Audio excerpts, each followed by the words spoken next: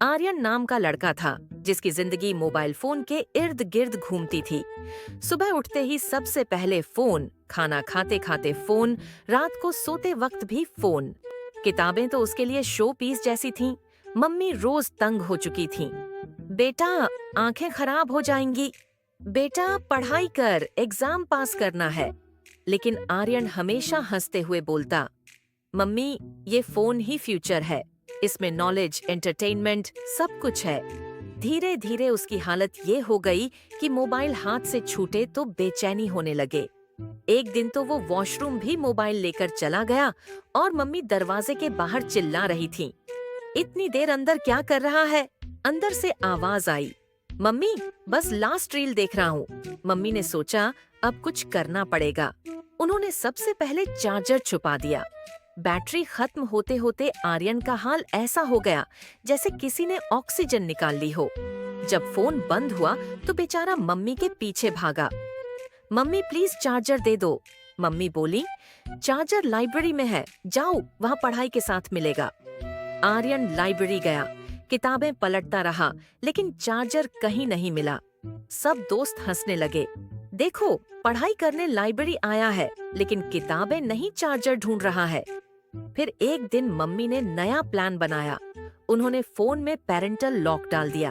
अब व्हाट्सएप खोलो तो पासवर्ड, इंस्टा खोलो तो पासवर्ड, यूट्यूब खोलो तो पासवर्ड। आर्यन परेशान होकर बोला, मम्मी, पासवर्ड बताओ। मम्मी मुस्कुराकर बोली, पासवर्ड है मैथ्स का होमवर्क कंप्लीट। आर्यन बोला, इतना लंबा पासवर्ड? मम्मी बोली, इतनी लंबी निग्लेक्ट की है पढ़ाई, पासवर्ड भी लंबा होगा। एक दिन तो हद हो गई। मम्मी ने उसका मोबाइल आलू प्याज वाले डिब्बे में छुपा दिया। आर्यन ढूंढते ढूंढते किचन पहुंचा और जब डिब्बा खोला तो फोन प्याज के बीच पड़ा था। उसने चिल्लाकर कहा, मम्मी, फोन की जगह सब्जी क्यों बना दी?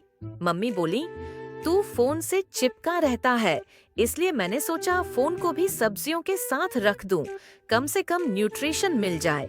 लेकिन असली शौक तब मिला जब एक दिन आर्यन स्कूल से घर आया और बालकनी में देखा कि मम्मी उसी के अकाउंट से पबजी खेल रही हैं।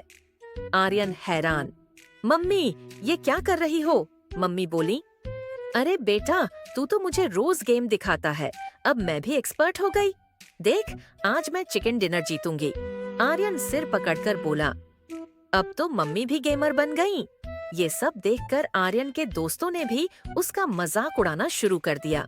स्कूल में सब कहने लगे, भाई, तेरी मम्मी तो तुझसे बड़ी गेमर है, तेरी मम्मी का लेवल तुझसे ज्यादा है। बेचारा आर्यन शर्म से चुप हो जाता। फिर आया असली दिन। एग्जाम का रिजल्ट निकला। उसके सारे दोस्त अच्छे मार्क्स लाए, लेकिन आर्यन फेल हो गया। रिपोर्ट कार्ड देखते ही मम्मी की आंखों में आंसू आ गए।